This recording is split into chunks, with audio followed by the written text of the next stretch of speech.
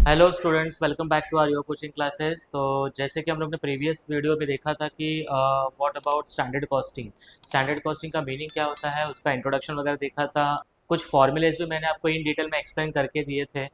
शायद आपने बायहार्ट किया होगा, स्टडी किया होगा।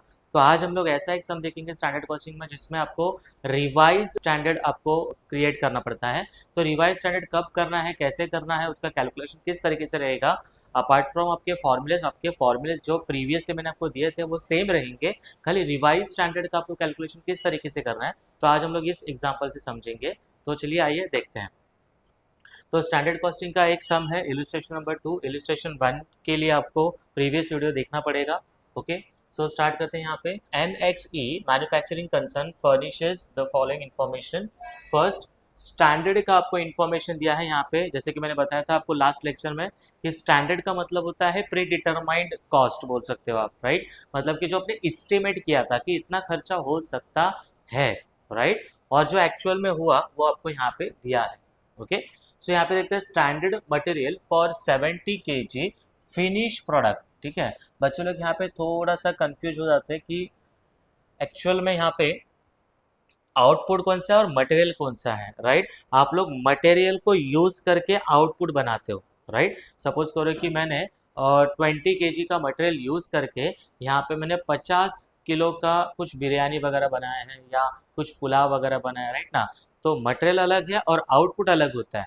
तो यहाँ पे देखो कि वो लोग ने कितना आउटपुट बनाया है यहाँ पे, तो 70 kg का आउटपुट यहाँ पे बनाया है। आउटपुट कैसे पता चला, ये वर्ड से फिनिश प्रोडक्ट। फिनिश प्रोडक्ट का मतलब होता है आउटपुट। ठीक है, तो 70 kg का आपको फिनिश प्रोडक्ट बनाने के लिए आपको मटेरियल कितना यूज हुआ यहाँ पे, 100 kg, राइट। तो ये आपका क्या है, स्टैंडर्ड का मटेरियल, राइट।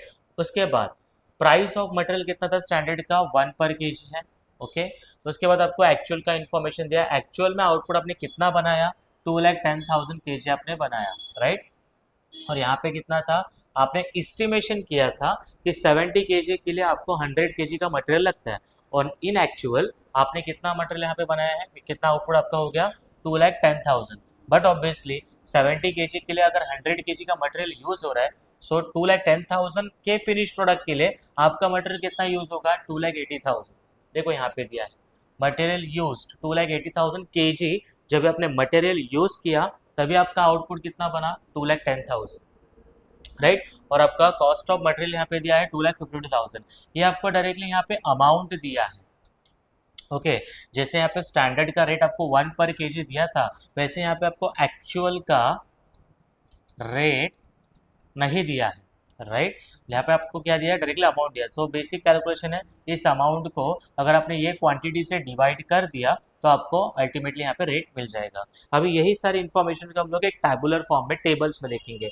आपको यहाँ पे same material usage variance, material price variance और मटेरियल कॉस्ट वेरिएंस, ये 3 वेरिएंस आपको फाइंड आउट करने हैं, जो कि मैंने आपको प्रीवियस सब में भी सिखाए थे। ठीक है, तो आइए इस इन्फॉर्मेशन को हम लोग देख लेते हैं कि किस तरीके से आपको क्वेश्चन में सॉल्व करना है। ओके,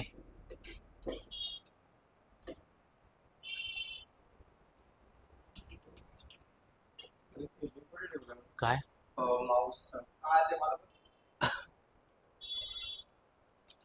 तो देख लेते हैं। यहाँ पे बेसिक मैंने आपको कैलकुलेशन यहाँ पे रेडी करके रखा है आपको एक्सप्लेन करने के लिए। ओके, चलो सो देखते हैं यहाँ पे। सो स्टैंडर्ड का जैसे यहाँ पे इन्फॉर्मेशन था, standard for 70 kg finish product. Okay, 100 kg का आपको क्या हो रहा है, मटेरियल यूज हो रहा है यहाँ पे। तो मैंने यहाँ पे लिख दिया कि मुझे स्टैंडर्ड का एस्टिमेशन कितने के लिए करना है, 70 kg के लिए। 70 kg बनाने के लिए मुझे 100 kg का मटेरियल यूज हुआ, राइट। और उस मटेरियल का रेट कितना था, 1 पर kg रहेगा। सो बट ऑब्वियसली इंटू करके यहाँ पे कितना आएगा, 100 मेरा अमाउंट रहेगा। 100 × 1 100, सो मेरा क्या हो गया, कॉस्ट, राइट। वैसे ही सेम एक्चुअल लोग ने कितना आउटपुट बनाया था यहाँ पे, 2,10,000 kg। ओके, ये 2,10,000 kg के लिए आपका मटेरियल कितना यूज हुआ, 2,80,000 kg। ओके, और यहाँ पे आपका कॉस्ट दिया था, मतलब कि अमाउंट दिया था आपको कॉस्ट ऑफ मटेरियल। तो मैंने क्या किया, 2,52,000 को डिवाइड बाय क्या किया है, 2,80,000। कोई भी क्वेश्चन में अगर आपको रेट नहीं दिया है, सो बेसिक चीज़ है, जो भी आपका अमाउंट है, आपको जो अमाउंट दिया रहेगा उसको डिवाइड बाय आपको क्या करना है, आपका जो भी क्वांटिटी है उससे अगर डिवाइड किया तो आपको यहाँ पे रेट मिल जाएगा। सो यहाँ पे एक्चुअल का रेट कितना मिला, 0.9।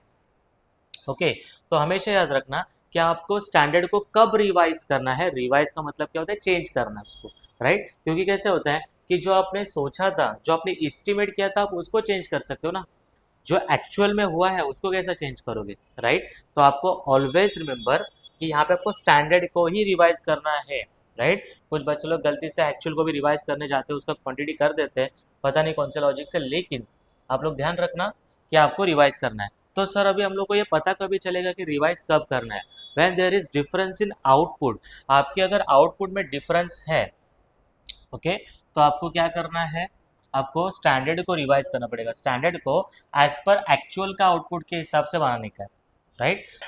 तो सपोज कीजिए कि रिवाइज स्टैंडर्ड का आपको क्वांटिटी निकालना है, तो किस तरीके से उसका कैलकुलेशन रहेगा, ओके। तो हम लोग यहाँ पे लिख लेंगे revise standard for actual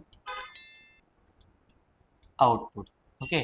so actual output के हिसाब से हम लोग को अभी यहाँ पे स्टैंडर्ड को रिवाइज करना है, ओके। तो सपोज कीजिए कि 70 केजी मुझे स्टैंडर्ड बनाने के लिए मुझे मटेरियल कितना लगता है, 100 केजी का, ओके। 7 तो मुझे 2,10,000 यूनिट्स या केजी बनाने के लिए कितना मटेरियल का रिक्वायरमेंट रहेगा। तो यहाँ पे देख लेते हैं कैलकुलेशन करके। तो यहाँ पे कैलकुलेट करके आ रहा है कितना आंसर, 3 लैक्स, ओके। मतलब कि स्टैंडर्ड का अगर आपने 2,10,000 क्वांटिटी लिया तो आप 3 लाख केजी आपको क्या होगा, मटेरियल यूज होगा। तो जैसे कि आप लोग ने देखा, फिर से आपको यहाँ पे रिवाइज करके बताता हूँ मैं आपको कि हम लोग ने स्टैंडर्ड को एक्चुअल के हिसाब से चेंज किया है।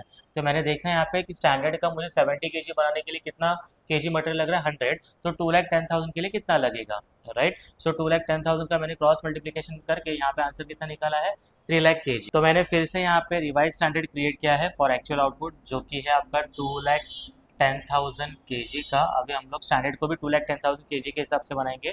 तो अगर स्टैंडर्ड अगर 2,10,000 केजी के हिसाब से अगर आप बना रहे हो, तो आपको मटेरियल कितना लगेगा, 3 लाख केजी का, ओके। और आपका जो स्टैंडर्ड का जो सेम रेट था 1, वो तो 1 ही रहेगा, और 3 लाख इंटू 1 कितना होगा, 3 लाख, ठीक है। तो एक बार आपने स्टैंडर्ड को रिवाइज कर लिया है, उसके बाद आपको ये वाला स्टैंडर्ड को देखना नहीं है, ठीक है। तो अभी हम लोग सॉल्व करेंगे यहाँ पे क्वेश्चन को।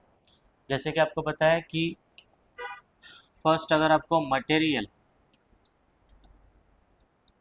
कॉस्ट वेरिएंस अगर फाइंड आउट करना है, तो फॉर्मूला क्या था, standard cost minus actual cost, okay. तो ये रहा आपका स्टैंडर्ड का कॉस्ट कितना है, 3 लैक्स, माइनस एक्चुअल का कॉस्ट आप लोग देख सकते हो यहाँ पे।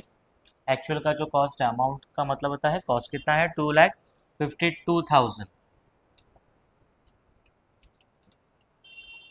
तो अगर इसका आंसर देखेंगे तो आपका आंसर आ जाएगा यहाँ पे 48,000, ओके। और आंसर आपका पॉजिटिव में आएगा, तो पॉजिटिव आंसर रहेगा तो उसको लिखना है फेवरेबल, ओके। नेक्स्ट है इसका फॉर्मूला, नेक्स्ट जो हम लोग वेरिएंस निकालेंगे वो है material price variance, okay. Material price variance. So material price variance को निकालने के लिए मैंने आपको फॉर्मूले दिए थे, standard price minus actual price into actual quantity, okay. तो यहाँ पे देख सकते हो आप लोग कि आपका स्टैंडर्ड का प्राइस कितना था, 1, और एक्चुअल का प्राइस कितना आया था, 0.9 आया था। हम लोग ने फाइंड आउट किया था यहाँ पे 0.9 एक्चुअल का प्राइस, ओके। और एक्चुअल का क्वांटिटी कितना है आपका, 2,80,000। तो देखते हैं आंसर कितना आता है। तो अगर आप 1 माइनस 0.9 करोगे तो यहाँ पे 0.1 आएगा, इंटू 2,80,000 करोगे तो 28,000 आपका क्या रहेगा, फेवरेबल आंसर रहेगा, ओके। और लास्ट आपको निकालना है, थर्ड वन इज मटेरियल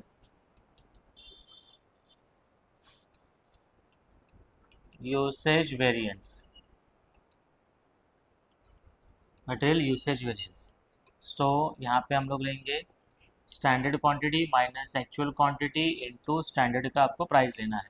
आपका स्टैंडर्ड का क्वांटिटी था समथिंग, हम लोग ने 3 lakh rupees, sorry 3 lakh KG हम लोग ने फाइंड आउट किया था, माइनस एक्चुअल का क्वांटिटी कितना था, 2,80,000, इनटू स्टैंडर्ड का प्राइस आपका था 1। सो अगर 3 लाख माइनस 2,80,000 करोगे तो 20,000 आता है, 20,000 into 1, 20,000। So that is 20,000 favourable.